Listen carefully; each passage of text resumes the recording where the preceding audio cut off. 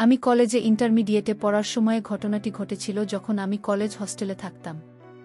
হস্টেলটা ছিল 2 তলা বিল্ডিং। আমি সেকেন্ড ইয়ারে ওঠার পর হঠাৎ করে কলেজ কর্তৃপক্ষ বলল যে হস্টেল ভেঙে বহুতল বিল্ডিং করা হবে। আমাদেরকে 1 মাসের সময় দেওয়া হলো। এর মধ্যেই যে যার মতো থাকার জায়গা ঠিক করে নেবে। আশেপাশে আমার কোনো আত্মীয় স্বজন ছিল না। মেসির জন্য কয়েকদিন ঘুরলাম কিন্তু পছন্দমতো মেস পেলাম না। আমার তো ভয় হল এই ভেবে যে শেষ পর্যন্ত হয়তো আমি থাকার জায়গা খুঁজে পাব না, সেক্ষেত্রে আমার পড়াশোনার কি হবে সেটা ভেবেই অস্থির হয়ে পড়লাম। চেষ্টা করে যখন হতাশ তখনই আমার এক বন্ধু খবর দিল যে এক ভদ্রলোক পেইং গেস্ট রাখবে। আমি দেরি না করে সেখানে ছুটলাম। কলেজ থেকে মাইল খানেক দূরে গ্রাম্য পরিবেশে পাকা বাড়িওয়ালা ভদ্রলোক খুবই অমায়িক। উনি একজন অবসরপ্রাপ্ত কৃষিবিদ, বুড়ো বুড়ি ছাড়া বাড়িতে আর কেউ থাকে না। ভদ্রলোকের বয়স হয়ে গেছে বলে বাসায় একজন লোক দরকার, যে বিপদে সাহায্য করতে পারবে, টুকটাক বাজার করতে পারবে, আর বুড়োকে একটু সঙ্গ দিতে পারবে। আমি শুনেছিলাম পেইং গেস্ট রাখবে, কিন্তু আমার ভাগ্য আরও ভালো। উনি আমার থাকা খাওয়ার জন্য কোনো টাকা পয়সা নেবেন না বললেন। ভদ্রলোক আমাকে পছন্দ করলেন। আমি আর দেরি না করে পরদিনই বইখাতা জিনিসপত্র নিয়ে হাজির হলাম। বাড়ির কাছে একটা বিশাল খেলার মাঠ ছিল। বিকেলবেলা এলাকার প্রচুর ছেলে মেয়ে সেই মাঠে খেলাধুলা করত, আর সকালবেলা যুবক থেকে বুড়োর আসত ব্যায়াম করতে। আমার অভ্যাস ছিল প্রতিদিন ভোরে উঠে দাঁড়ানো। যারা আসত প্রায় সবাই সবার পরিচিত হয়ে উঠেছিলাম। হঠাৎ একদিন একজন নতুন অতিথিকে দৌড়াতে দেখলাম। ভদ্রলোক সহজেই আমার দৃষ্টি আকর্ষণ করল, কারণ উনি দারুণ হ্যান্ডসাম, পেটানো শরীর, বেশ লম্বা, আর দেখে বোঝা যায় ভদ্রলোক। আমি একবার ওনার সামনে দিয়ে যাওয়ার সময় হাত তুলে সালাম দিলাম। উনিও জবাব দিলেন এবং হাসলেন। সবচেয়ে উল্লেখযোগ্য হল উনি বারবার পিছন ফিরে আমাকে দেখছিলেন। ভদ্রলোক শ্যামলা কালো, বলা চলে গোঁফ আছে, তবে দেখে বোঝা যায় লোকটা খুব মিশুক প্রকৃতির। সেদিনই বিকেলবেলা আমি মাঠের এক পাশে বসে খেলা দেখছিলাম। এমন সময় সেই ভদ্রলোককে দেখলাম, তবে একটা বাচ্চা মেয়ে তার সাথে হাঁটছে। হঠাৎ করেই বাতাসে বাচ্চাটার খেলনা মাঠের মধ্যে উড়ে গেল। আমি দৌড়ে গিয়ে খেলনাটা ধরে এনে মেয়েটির হাতে দিলাম। ভদ্রলোক খুব খুশি হয়ে বললেন, ধন্যবাদ ভাই, আমি আপনাকে সকালে মাঠে দেখেছি। তাই না? আমি মুখে জবাব না দিয়ে মাথা ঝাঁকালাম। উনি হাত বাড়িয়ে দিয়ে হ্যান্ডশেক করে বললেন, আমি প্রফেসর সুনীল, আর্মিতে আছি। আরে আমার মেয়েকে আসুন না, আমার বাসায় জমিয়ে আড্ডা দেওয়া যাবে। বেশি দূরে নয়, এই তো কাছেই। আমি কথা দিলাম যে অবশ্যই যাব। উনি বাসার লোকেশন বলে দিলেন। এখান থেকে উত্তর দিকে 5-6টা বাড়ি পরে একটা মুদি দোকান আছে, মামুন স্টোর্স। সেটার পিছনেই আমার নেমপ্লেট দেওয়া আছে। আমি চিনলাম বাসাটা একটা একতলা বাড়ি। যাব ভেবেছিলাম, কিন্তু পরে ভুলে গেলাম। 2 দিন পর ভোরে সুনীল সাহেবের সাথে আবার দেখা। তখন আর উনি আমাকে ছাড়লেন না, একেবারে সাথে করে নিয়ে গেলেন। বাড়িটা উনার নয়, ওটা ওনার সুর বাড়ি। উনার বউয়ের সাথে পরিচয় করিয়ে দিলেন। আমি সুনীল সাহেবের বউকে দেখে খুব অবাক হলাম। উনার সাথে মানায় না, শুধু বয়সে নয়, সৌন্দর্য, রাত আর দিন পার্থক্য। উনার বয়স 45-এর কাছাকাছি, কিন্তু ওনার বইয়ের বয়স 25-এর উপরে হবে না। মহিলার নাম জয়িতা। আমি তাকে জয়াপা বলে ডাকতাম, কারণ ভাই বোন সম্পর্কের মধ্যে কেউ খারাপ অনৈতিক কিছু খুঁজে না। জয়াপা দেখতে খুবই সুন্দর, যে কোনো পুরুষের হার্ট বিট বাড়িয়ে দেওয়ার মতো যথেষ্ট রসদ তার আছে। জয়া বেশি লম্বা, 95 ফুটের মতো হবে। কেয়া ওদের একমাত্র মেয়ে, ক্লাস 4-এ পড়ছে। নাদুস নুদুস তুলতুলে দেখতে সে, তবে ওর গায়ের রং ওর বাবার মতোই কালো, আর উচ্চতায় মায়ের মতো খাটো। তবে ঝকচকে সাদা, দাঁতের হাসিটা দারুণ। সেই সাথে ওর চেহারাটা খুব মিষ্টি। সুনীল সাহেব এতদিন চাকরিতে ছিলেন বলে জয়াকে নিয়ে বাপের বাড়িতেই আছেন। ওদের আন্তরিকতা আমাকে মুগ্ধ করল। একদিনের পরিচয় অনাত্মীয় শহরে মনে হলো এরা আমার কত কালের চেনা আত্মীয়। আমি বেশ খানিকক্ষণ গল্প করলাম। নাস্তা না খাইয়ে ছাড়ল না। আমার ক্লাস ছিল জন্য তাড়াতাড়ি চলে আসতে হলো। তবে সুনীল সাহেব আমাকে দিয়ে প্রতিজ্ঞা করিয়ে নিলেন যে সম্ভব হলে প্রতিদিন একবার যেন উনাদের সাথে দেখা করি। আমারও খুব ভালো লেগে গেল। বিশেষ করে মেয়েদের আমার সব সময় ভালো লাগে। জয়াপার মতো সুন্দরী আর মিশুক হলে তো কথাই নেই। সেদিনের পর থেকে জয়াপার বাসায় যাওয়া আমার প্রতিদিনের ডিউটি হয়ে গেল, বিশেষ করে টিভি সিরিয়াল দেখার জন্য। তাছাড়া বিসি আর আছে, মাঝে মাঝে হিন্দি ছবিও দেখা হয়। ছুটি শেষে সুনীল সাহেব তার কর্মস্থলে ফিরে গেলেন। তবে আমার যাতায়াত বন্ধ হলো না। সাধারণত আমি রাত ৮টার দিকে যেতাম টিভিতে নাটক দেখার জন্য। কেয়া ইতিমধ্যেই আমার সাংঘাতিক ভক্ত হয়ে গেছে। আমি গেলে আমাকে ছেড়ে নড়তে চায় না। আর সাংঘাতিক গা ঘেঁষা স্বভাব মেয়েটার। যতক্ষণ থাকবে আমার কোলে বসে থাকবে, না হলে পিঠে চাপবে। আমি বেল বাজাতেই ছুটে এসে খেয়ে দরজা খুলে দেয়। আমি ঘরে ঢুকে সোফায় বসার সাথে সাথে আমার কাছে এসে গলা ধরে। আমি ওকে কাছে টেনে ধরি। কেয়া শুধু খিলখিল করে হাসে। জয়া মাঝে মাঝে আমাকে বিরক্ত না করার জন্য কেয়ারে বকা দেয়, কিন্তু আমি আপনাকে ওকে বলতে মানা করি। এভাবেই আমাদের দিনগুলি কাটতে থাকে। আমি দিনে দিনে জয় আপনার পরিবারের একজন সদস্য হয়ে উঠি। মা মেয়ে দুজনের সাথে আমার ঘনিষ্ঠতা হয়ে ওঠে, তবে আমি একজন মেয়ে লোভী হলেও কেয়ার সাথে আমার সম্পর্ক ছিল একেবারেই নির্ভেজাল, স্বাভাবিক। আমার মনে ওই বাচ্চা মেয়েটা সম্পর্কে কোনো খারাপ উদ্দেশ্য ছিল না। এমনকি জয়াপাকে আমি খুবই সম্মানের চোখে দেখতাম। এক কথায় ওই পরিবারের সাথে আমি একেবারে সুস্থ স্বাভাবিক একটা সম্পর্ক গড়ে তুলতে চেয়েছিলাম, কিন্তু আমার দুর্ভাগ্য আমাকে সেটা হতে দিল না। জানি না কেন আমি যেখানেই যাই সেখানেই কোনো মেয়েমানুষের সাথে আমার সম্পর্ক সঠিক পথে থাকে না। এখানেও থাকল না। ৩ মাস পরের কথা, তখন শীতকাল এসে গেছে। আমি সচরাচর বাসায় লুঙ্গি পরি এবং জয়া আপার বাসায় লুঙ্গি পরেই যাই। শীতের জন্য কয়েকদিন হলো গায়ে একটা চাদর জড়াচ্ছি। কেয়া যথারীতি আমার কোলে বসে এবং আমার চাদরের ভিতরে ঢুকে পড়ে। মাঝে মধ্যে কে আর নড়াচড়া এতটাই অস্বাভাবিক হয়ে পড়ে যে আমি গরম হয়ে পড়ি। কিন্তু আমি এই পরিবারের সাথে সম্পর্কটা নষ্ট করতে চাই না বলে খুব সাবধান থাকি, যাতে আমার দিক থেকে কোনো রকম দুর্বলতা প্রকাশ হয় না পড়ে। কিন্তু সবসময় মনে হয় আমরা যা চাই বিধাতা চান না। প্রকৃতপক্ষে সবই তো তার দখলে। একদিন আমি যথারীতি জয় আপার বাসায় গিয়ে ড্রয়িং রুমে টিভি ছেড়ে বসলাম। আপনার রান্নাঘরে ব্যস্ত ছিল বলে আমাকে বসতে বলে চলে গেল। কেয়া পড়াশোনা করছিল। আধ ঘন্টা পরে কেয়া পড়া শেষ করে ড্রয়িং রুমে এল। আমাকে দেখেই ছুটে এসে আমার দুই পাশে পা দিয়ে কোলে বসে চাদর সরিয়ে কি আর কখনো আমার কোলে বসে স্থির থাকে না। সেদিনও বেশিক্ষণ স্থির থাকল না। মিনিট ৫-এর মধ্যেই ওর নড়াচড়া শুরু হয়ে গেল।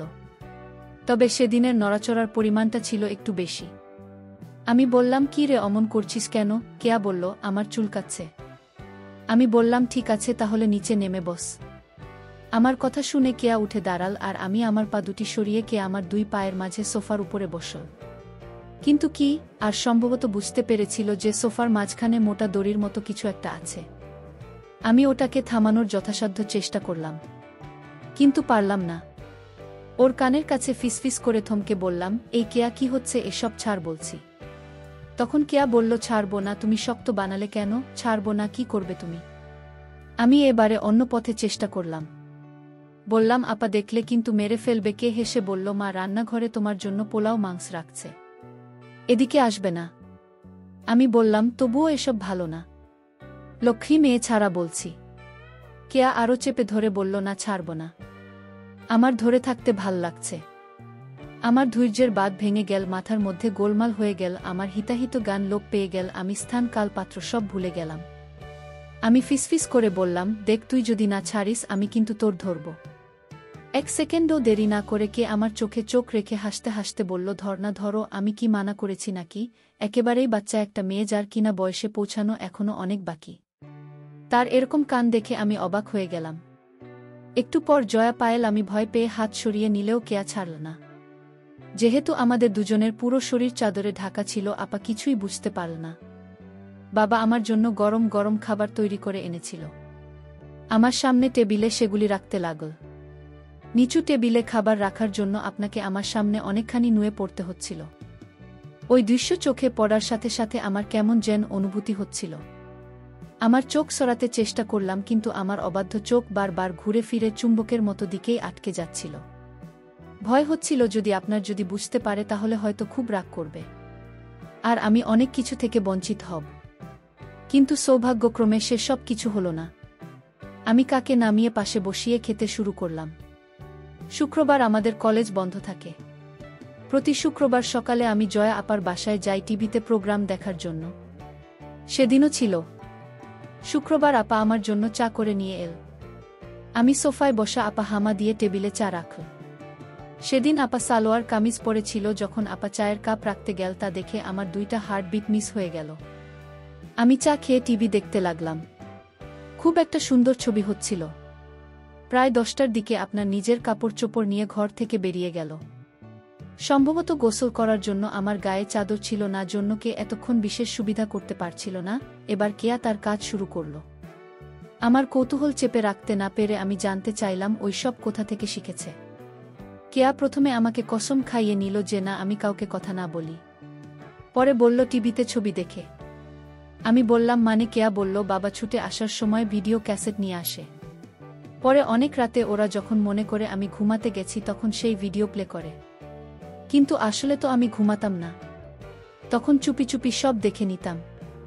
হঠাৎ জয়াপা চলে আসাতে আমরা চুপ মেরে গেলাম। কেয়া উঠে বাইরে চলে গেল। আমি টিভিতে মনোযোগ দিলাম। আমি যেখানে বসেছিলাম সেখান থেকে জয়া 5 ড্রেসিং টেবিল আড়ালে হলেও ড্রেসিং টেবিলের সামনে কেউ দাঁড়ালে সরাসরি তাকে দেখা না গেলেও আয়নার মধ্যে তাকে পরিষ্কার দেখা যায়। আমিও যা আপনাকে দেখতে পাচ্ছিলাম। চাইছিলাম ওদিকে তাকাব না, কিন্তু অবাধ্য চোখ বারবার ঘুরে ঘুরে ওদিকে চলে যাচ্ছিল। আপনার টেবিলের উপরে পা তুলে দিয়ে লোশন মাখলেও। তখন আমার বুকটা এমনভাবে ধরফর করতে লাগলো যে মনে হলো হৃৎপিণ্ডটা না বাইরে বের হয়ে যায়। আমার মনে হলো আমি যে আয়নার মধ্যে তাকে দেখছি সেটা সে জানে, আর আমাকে নিজেকে দেখানোর জন্যই সে ইচ্ছে করে অনেক সময় নিয়ে নিচ্ছে। হঠাৎ করে আমার মাথার মধ্যে বিজলি খেলে গেল কি আর বলা কথাগুলো মনে পড়ে গেল। আমি জয়া আবার কার্যকলাপের মধ্যে পরিষ্কারভাবে ভিন্ন কিছু বুঝতে পারলাম। আর তার টার্গেট আর কেউ নয়। আমি মুখে ভাই ডাকলেও তার আসল উদ্দেশ্য অন্য কিছু। কে আর কোথায় বুঝতে পেরেছি যে কোনো কারণেই হোক সুনীলবাবু অক্ষম। সেক্ষেত্রে আবার ক্ষুধার্ত থাকাটা স্বাভাবিক। কিন্তু কেয়ার সাথে আমি যেভাবে আটকে গেছি তাতে মা মেয়ে দুজনকেই। না না, সেটা সম্ভব নয়। এটা আমি পারব না। সিদ্ধান্ত নিলাম হয় কি আনা হয় আপা থেকে আমাকে দূরে থাকতে হবে। সেদিনের মতো আমি দ্রুত আমার বাসা থেকে চলে এলাম। পরের 3-4 দিন ইচ্ছে করে আমি আবার বাসায় গেলাম না। পরের দিন বিকেলবেলা যখন আমি গেলাম আমার খুব রাগ করল। আমি অজুহাত দেখালাম যে সামনে পরীক্ষা, সেজন্যে আসিনি। আর তাছাড়া আমার বাড়িওয়ালা আর তার বউ একটা নিমন্ত্রণ খেতে গেছে 45 দিনের জন্য, তাই বাড়ি ছেড়ে আসতে পারিনি। আমি সেদিনও তারা দেখালাম যে আমি বাড়িতে একা আছি, তাই বেশিক্ষণ থাকা যাবে না। চুরি চুরি হতে পারে, আমাকে তাড়াতাড়ি ফিরতে হবে। আপা আমার সব কথা বিশ্বাস করল। আসলে বাড়িওয়ালা সেদিনের জন্য দাওয়াত খেতে গিয়েছিল। আমি এদিকে কেয়ার সান্নিধ্য মনে প্রাণে চাইছিলাম। আর তাছাড়া এই কয়দিন কি আর হাত দিয়ে কাজ চালিয়েছি, চোখের দেখা দেখিনি, তাই এটাই সবচেয়ে বড় সুযোগ। বাড়িতে আমি একা কে সাথে নিয়ে যাওয়ার কথা বলতে আমরা রাজি হয়ে গেল। কেউ বোধহয় এটাই চাইছিল, সে ও খুশি মনে আমার সাথে চলে এল। বাড়িওয়ালা দাওয়াত খেতে গেছে, আসবে সেই গভীর রাতে। আমি কাকে নিয়ে ঘরে ঢুকে দরজা বন্ধ করে দিলাম। আগে কি আর জন্য কিছু চকলেট এনে রেখেছিলাম, সেগুলি ওকে দিয়ে আমি শুয়ে পড়লাম। কে আমার উপর মাথা রেখে চকলেট খেতে লাগল। কেয়া বলল, এই চকলেট মিষ্টি না দেখিয়ে আমার আসল চকলেট খাই। আমি আমার কাজকর্ম শেষ করে কেয়ারে তার বাসার গেট পর্যন্ত এগিয়ে দিলাম। যাওয়ার পথে তাকে বললাম যে আমি পরীক্ষার পড়া নিয়ে কয়েকদিন ব্যস্ত থাকব, তাই ওদের বাসায় যেতে পারবো না। আমার মাথায় আরেক ফন্দি এল। তাই কি তাকে বললাম, যদি পারিস তুই নিজেই স্কালে চলে আসিস। সত্যি আমি 2-3 দিন না যাওয়াতে এক সকাল ভোর একে এসে হাজির। আমি ওকে নিয়ে বাড়ির পিছনে সবজি ক্ষেতের আইলে গিয়ে বসলাম। ওখানে সকালে রোদটা লাগে, আর জায়গাটা নির্জন, সচরাচর ওদিকে কেউ যায় না। আবার দুজনে কাজ শুরু করলাম। ঠিক তার পরের দিনই কি আর দুঃসংবাদটা দিল, সুনীলবাবু কোয়ার্টার পেয়েছেন কিয়ারা খুব শিগগিরই ঢাকায় চলে যাচ্ছে। কেয়া খবর দিল যে জয়া আমাকে দেখা করতে বলেছে। আমি দ্রুত আপার সাথে দেখা করলাম। আপা আমাকে তার স্বামীর লেখা চিঠি পড়তে দিল। সুনীলবাবু আসতে পারবেন না, তাই আমাকে অনুরোধ করেছেন কেয়া আপনাকে ঢাকার গাড়িতে উঠিয়ে দেওয়ার জন্য। জয়পাল সকল প্রস্তুতি আগে থেকেই নেওয়া ছিল। আমাকে পরের দিনের টিকিট আনতে বলল। আমি পরের দিনের ট্রেনে আর কে তুলে দিলাম। আমার কেন যেন মনে হলো আপা আমার উপর রাগ করেই তাড়াহুড়ো করে চলে গেল। অনার্স করার পরে পারিবারিক জটিলতার কারণে আমার আর গতানুগতিক লেখাপড়া করা সম্ভব হচ্ছিল না, তাই বিদেশ যাবার উদ্দেশ্যে কর্মমুখী শিক্ষা নেওয়ার জন্য ঢাকার একটা বদনাম করা কারিগরিতে ভর্তি হলাম। এক বন্ধুর সাথে মেসে থাকতাম। ঢাকায় আসার পর থেকেই জয়া পার্কের সাথে দেখা করার এক অদম্য আগ্রহ থাকলেও কারিগরি ইনস্টিটিউটের কঠিন নিয়মকানুনের জন্য হয়ে ওঠেনি। কারণ সকাল ৮টা থেকে দুপুর ২টা পর্যন্ত ক্লাস করতে হতো। তারপরে মেসে ফিরে পরের দিনের হোমওয়ার্ক করতে হতো। সপ্তাহে শুক্রবার ছুটি থাকত। ১-২ দিন বেশি ছুটি পেলেই বাড়িতে যেতে হতো টাকার জন্য। এসব কারণে আর হয়ে ওঠেনি। সবচেয়ে বড় সমস্যা হলো জয়া আপনাদেরকে তো খুঁজে বের করতে হবে। আমি সুনীলবাবুর ঠিকানা জানি না। আর সেই কাজের জন্য যথেষ্ট সময় দরকার, যেটা আমি কোনোভাবেই ম্যানেজ করতে পারছিলাম না। হঠাৎ করে কারিগরি ইনস্টিটিউট ২ সপ্তাহের জন্য বন্ধ হয়ে গেল। আমি বাড়ি যাওয়া বাদ দিয়ে কেয়াদির খুঁজে বের করার জন্য মন স্থির করলাম। অনেকদিন কিছু হয় না, মনটা বড় লাগতেছিল। আমি ছুটির কথা বন্ধুকে বললাম, কিন্তু বাড়ি যাব না সেটা বললাম না। পরের দিন বন্ধু কাজে বেরিয়ে যাওয়ার সময় শুধু জানালাম আমি হয়তো বাড়ি চলে যেতে পারি। প্রথমেই গেলাম ঢাকা, পুরান ঢাকার প্রফেসর কোয়ার্টার্স এলাকায়। ঢুকতেই গার্ডদের বসার রুম। সেখানে জিজ্ঞেস করে জানতে পারলাম সুনীলবাবু অনেক আগে কোয়ার্টারে থাকতেন। পরে তিনি মিশনে বিদেশ চলে যান। বিদেশ থেকে ফিরে ঢাকায় বাড়ি কিনেছেন। উনার পরিবার সেই বাড়িতেই থাকে, কিন্তু তারা সেই বাসার ঠিকানা দিতে পারল না। তবে আমাকে প্রফেসর হেডকোয়ার্টারে খোঁজ নেওয়ার পরামর্শ দিল। আমি হেডকোয়ার্টারে গিয়ে খোঁজ নিলাম। সুনীলবাবুর প্রমোশন হয়ে এখন তিনি লেফটেন্যান্ট কর্নেল। বাসার ঠিকানা পাওয়া গেল। আমি কোনো দ্বিধা না করে সোজা চলে গেলাম মিরপুরের সেই বাসায়। সহজে পাওয়া গেল। নম্বর মিলিয়ে ৬ তলা বিল্ডিংয়ের সামনে যেতেই বসবাসকারীদের নেমপ্লেট চোখে পড়ল। সেখানে সুনীলবাবুর নামও আছে। আসলে সুনীলবাবু বাড়ি নয়, ফ্ল্যাট কিনেছেন। নামের পাশে ফ্লাইটের নাম্বার দেওয়া। ৫ তলায় সুনীলবাবুর ফ্ল্যাট। ৫ তলায় গিয়ে সুনীলবাবুর নাম লেখা দরজার বেল চাপতে ভিতর থেকে আওয়াজ পেলাম। কে জবাব না দিয়ে দাঁড়িয়ে রইলাম। কিছুক্ষণ পর দরজা খুলে গেল। কে চিনতে একটু কষ্ট হলো। রাস্তায় দেখলে চিনতে পারতাম না। চেহারার আদলটা আছে, আর সব কিছু পাল্টে গেছে। বেশ লম্বা, আর একটু মোটা হয়েছে কিনা। আমাকে দেখেই চোখ কপালে তুলে একটা চিৎকার দিল, ওমা দেখো কি আসছে।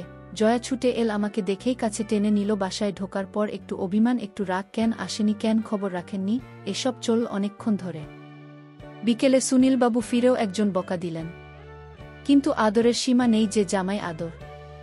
আপা আমাকে কি রান্না করে খাওয়াবে সেটা নিয়ে ব্যস্ত হয়ে গেল। বিকেলবেলা প্রফেসরদের বুদের নাকি একটা ক্লাব আছে, সেখানে চলে গেল। পরে কি আমাকে বলল আপা ফিরবে সন্ধ্যার পর। আপা গেলেও সুনীলবাবু বাসায় রইলেন। সেদিন আর খেয়াকে একা পেলাম না। তবে চোখে চোখে আমাদের অনেক কথা হয়ে গেল। এভাবে একটা দিন গেল। এতদিন পরে এলেও কি আর মাঝে আমার জন্য ব্যাকুল, তা দেখে ভালো লাগল। যাক, শেষ পর্যন্ত এত কষ্ট করে খুঁজে বের করা সার্থক হবে বলে মনে হচ্ছে।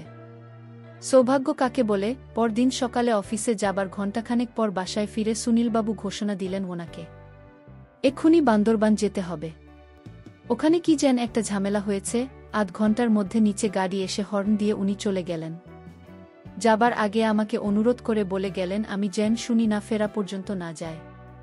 মনে মনে বললাম আমিও সেটাই চাই। কেয়া সকালে স্কুলে গেছে, আসবে ২টার দিকে। বাসায় আমি আর জয়া একা আপনার রান্নাঘরে ব্যস্ত রান্না নিয়ে। রান্না শেষে আপা আমাকে গোসল করে নিতে বলল। আমি গোসল থেকে বের হলে আগের গোসল করতে এই ফ্ল্যাটে গেস্ট রুম আছে। কাজেই আপা বেডরুমে, আমি গেস্ট রুমে। টেবিলে খাবার দেওয়ার সময় খেয়াল করলাম আবার লোভী চোখ আমাকে কেবল দেখছে আর দেখছে জেন গিলে খাবে। খাওয়া শেষ করে আমাকে বলল তোর সাথে আমার কিছু কথা আছে কি। আমি ব্যস্ততার ভান করে বললাম আপা আছি তো, বেশ কিছুদিন পরে শুনুন। আমি বুঝতে পেরেছিলাম আপা আমাকে কি বলতে চায়। আপা বলল আচ্ছা ঠিক আছে, তুই রেস্ট নে, আমি একটু বেরোবো, একটু পরে কি আর চলে আসবে। আমি গেস্ট রুমে ফিরে এলাম। আপা সেজেগুজে যাওয়ার সময় আমার সাথে দেখা করে দরজা লাগাতে বলল আপনাকে কেমন যেন বিষণ্ণ লাগছিল। ২টার পরপরই কলিং বেল বাজল। দরজা খুলে দিতেই কি আর হাসিমুখ দেখতে পেলাম, খুশিতে চমকাচ্ছে। ঘরে ঢুকেই বলল বাবা আসেনি। ওর বাবার বান্দরবান যাওয়ার কথা ওকে জানালাম। শুনে আরও বেশি খুশি হলো। আমাকে নিয়ে নাচতে লাগল আর গান গাইতে শুরু করল। কেয়া বেশ লম্বা হয়েছে। মনে হলো মাঝেই ৫টি বছর, কি আর কাছে ৫টি দিনের মতো। কে আর সেই আগের মতোই আছে, একটু বদলায়নি। আমাকে চকাস করে অনেকগুলি হামিং দিয়ে বলল মামা ওয়েট করো, আমি আসছি। কেয়া দৌড়েও রুমে চলে গেল। স্কুল ড্রেস খুলে স্কার্ট আর টি শার্ট পরে এলো। এসেই ঘোষণা দিল মামা চল আজ আমরা একসাথে গোসল করব। আমি অবাক হয়ে বললাম বলিস কি। কেয়া বলল হ্যাঁ, এটা আমার অনেক দিনের স্বপ্ন। তোমাকে নিয়ে আরও কত যে স্বপ্ন আমার এই ছোট্ট বুকের মধ্যে গেঁথে রেখেছি সেটা তুমি কিভাবে বুঝবে এতগুলি বছর পরে তুমি এলে আর আমি তোমাকে প্রতিদিন মিস করেছি। কুয়া কাঁদতে লাগল, চোখের পানি মুক্ত বিন্দুর মতো ঝরে পড়ছিল। একটু স্থির হয়ে আবার আমাকে তারা দিল, কই চলো বললাম না দুজনে একসাথে গোসল করব। আমি বললাম, কিন্তু আমি তো গোসল করে নিয়েছি। কেয়া বলল, তাতে কি আবার করবে? আমি বললাম, তুই সত্যি একটুও বদলায়নি, কেবল বডি হয়েছে স্কুল। কে হাসল, বলল, বড় হয়েছি তোমার জন্য, তখন যা পারোনি এখন সব উসুল করে নাও, তোমাকে সব উজাট করে দেব। এটা আমার অনেক দিনের আশা। আমি কে বললাম, একটা সত্যি কথা বলবি? তুই কি এখনো প্যাকেট আছিস? কেয়া বড় চোখ করে আমার দিকে তাকিয়ে বলল, মামা তুমি তোমার কি আমাকে চেনো না? তুমি ছাড়াও এই দুনিয়ায় আর কে আছে যে আমার কষ্ট বুঝবে? আমি তো তোমার জন্যই সব জমিয়ে রেখেছি। আমাদের প্রথম একটু কষ্ট হলেও পরে আমাদের মজা চলে এল। সন্ধ্যার একটু পর জয়াপা আসলো। জানাল আজ কাজের চাপ কম ছিল বলে তাড়াতাড়ি আসতে পেরেছে। রাতে জয়া আপনার কি যে হলো আমি বলতে পারবো না, কিন্তু সে যেটা করল তা আমাকে ওই রাতটা সারা জীবনের মতো স্মরণীয় করে দিল। অন্যান্য দিনে রাতে মশারি টাঙানোর জন্য এসে আপা যদিও মশারি গোজার সময় আমাকে হালকা ছুঁয়ে চলে যায়, কিন্তু আজ এমন করছে কেন? মাথার মধ্যে আমার চিন্তার ঝড় বয়ে যাচ্ছে। একটা দ্বন্দ্ব চলছিল, আপার কথা রাজি হব নাকি হব না। শেষ পর্যন্ত সিদ্ধান্ত নিলাম না, রাজি হব না। ও তো কি আর মা, আমি তার কথা কিভাবে রাজি হই? তাকে যে আমি বড় শ্রদ্ধার চোখে দেখি। আমি বললাম, আপা আমি তোমার কথা রাখতে পারবো না। আবার রেগে বলল, কেন রাখতে পারবে না শুনি? আমাকে বলতেই হবে যদি তুই সুনির্দিষ্ট কারণ দেখাতে পারিস, কথা দিচ্ছি। আমি এখান থেকে চলে যাব, না হলে আজ তোকে আমার কথা রাখতে হবে। আর তুই কি ভাবিস আমাকে? হ্যাঁ, আমার চোখ কান সব বন্ধ। তুই আর কি আর যে ডুবে জল খাচ্ছিস আমি বুঝি পাই না? আমার মাথায় যেন বজ্রপাত হলো, হা করে রইলাম। আমার অবস্থা দেখে বলল, সেটাই তো বলি, ভাবছিস মা আর মেয়েকে একই সাথে কিভাবে? আমি সম্বিত ফিরে পেয়ে বললাম, হ্যাঁ তাই তো, কে আর তোমার মেয়ে। আর তুমি যখন জানি যে আমি আর কি করছি, তাহলে আমাকে এমন কথা বলতে তোমার লজ্জা করল না? বাবা বলল, তুই কি ভাবিস আমি কিছুই জানি না, বুঝি না? সব জেনেও চুপ করে আছি কেন জানিস? তোকে ভাল লেগেছে বলে। আমি বললাম, কিন্তু তোমার মেয়ে। বাবা আমার চোখে চোখ রেখে বলল, কি আমার মেয়ে? খেলা না, ও আমার পেটের মেয়ে নয়, পালক মেয়ে। সুনীল ওর বাবা না। এবার আরেকবারও আমার চমকানোর পালা। বললাম, তাহলে? আপা আমাকে দিয়ে কসম খাওয়ালো, বলল যে এসব কথা আমি কাকে যেন না বলি। পরে বলল, কেয়া সুনীলের বোনের সন্তান, বোনকে কলঙ্কের হাত থেকে বাঁচাতে সুনীল এই নাটকটা করেছিল। কেয়াকে নিয়ে এসে মানুষ করছে। জয়া পাবনা, তার কোনো বাচ্চা হওয়ার সম্ভাবনা নেই। তাছাড়া প্রায় 8 বছর আগে সোনির একটা অ্যাক্সিডেন্ট করে কোমরে আঘাত লাগে। সেই থেকে সুনীলের ক্ষমতা নষ্ট হয়ে গেছে। আবার সব শোনার পর আর কোনো বাধা রইল না। আবার কষ্টগুলো বুঝতে পারলাম আর তার সব কথা মেনে নিলাম। তার কিছুক্ষণ পরে হঠাৎ আমার চোখ পড়ল বাথরুমের দরজার দিকে। দরজাটা এদিক থেকে আটকানো ছিল না, কিন্তু সামান্য একটু ফাঁক হয়েছিল। আমি সেদিকে ভালো করে থাকাতেই দরজাটা একটু নড়ে উঠল আর একটা ছায়ার মতো কিচেন সরে গেল। বুঝলাম ছাড়া আর কেউ নয়, কেয়া। এতক্ষণ দাঁড়িয়ে আমার আর জয়াপাকে দেখছিল। একটু ভয় পেয়ে গেলাম, কি জানি কি আছে কপালে, কে জানে। পরদিন কেয়া স্কুল থেকে ফেরার পর খুব গম্ভীর হয়ে থাকল। আমি কিছু বলতেই ফোঁস করে উঠল, ভালো লাগছে না, যাও। আমি বললাম, ঠিক আছে, আমার ব্যাগ গুছিয়ে দেবে, আমি আজই চলে যাব।